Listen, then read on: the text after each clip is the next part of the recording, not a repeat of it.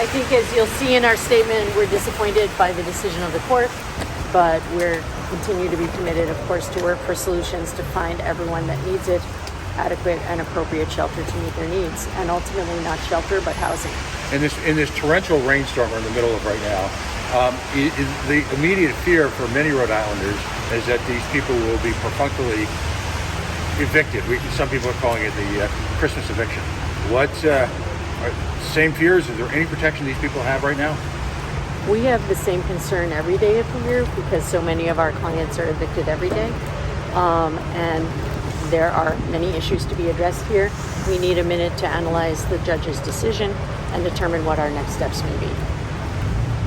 So is that that is the next step right now, reviewing this decision? I mean, are you confident that there is maybe a pathway forward for you guys? Well, the purpose of our analyzing the judge's decision is to answer your question, and I'm not going to answer it before I've made that analysis. Thanks. Is anyone aware yet of what the costs are? I know a number of us have made formal inquiries, but what the cost of the state's defense total was? I certainly can't speculate on that. I'm sure many good investigative reporters can sort that out. Is there a possibility of appeal here? Well, there's always a possibility of appeal. Right. As I said, we have to analyze the judge's decision. That was a lot. You all heard it. Yeah, sure. And there's no timeline established under the judge's decision? Does he say what the timeline is for the end of the stay or any of that? Well, as a technical matter, he denied our request for a preliminary injunction, which means that the order that he entered last week is now over, and he did not make any other provisions because he said our clients did not have the right to remain. So that leaves a free hand to the state. We certainly hope and expect that the state will continue efforts to be humane and treat people with dignity, but it's not going to be because of anything that the court ordered them to do.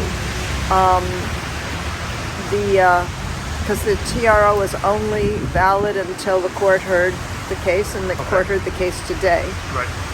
As far as next steps for us, we need to see what the form of order is in that respect, as well as assessing who is still remaining and seeking to make their voices heard at the State House. And there are still about 4 people remaining at the State House tonight. We heard the judge mention it today.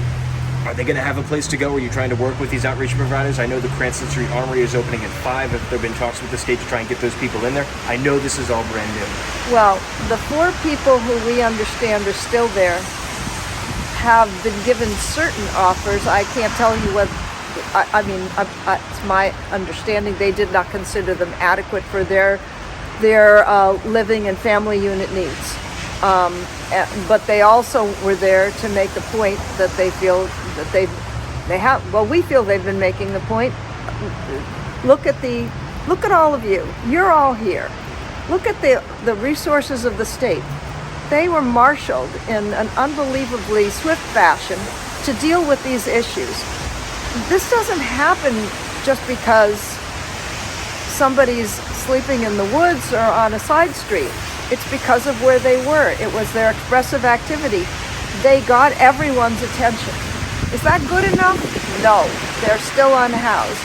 But they have been able to make their voices heard.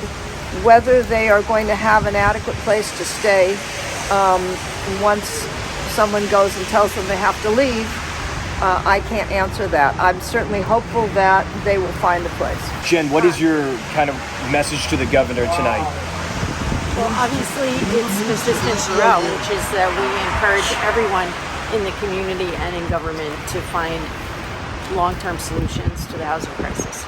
The judge went out of his way to compliment the behavior of the state employees who went out and conjured up food and essentially served notice. Any reaction to that?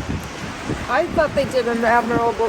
Mr. Lindstrom, from everything he put in his affidavit, I have no reason to doubt the truthfulness of it, did a very admirable and above and beyond job to try to deal with a crisis that was created by the state when they said, you've got 48 hours or we're going to arrest you and take your stuff. So, you know, and the underlying crisis, which is the complete inadequacy of housing for the unhoused. But, you know, this particular event was precipitated not by the vigil, but by the decision that enough was enough, and it's time for them to be removed. Are you proud of your efforts? That's a question about how people feel about what they do. I'm always self-critical. I do want to say that in the evidence that was presented in this case, it was established that there are over 400 people who are in the same circumstance as the people who've chosen to make a public statement by staying out at the State House. And we are certainly hopeful that the very diligent efforts made by, for example, Mr. Lindstrom would extend to all of those people.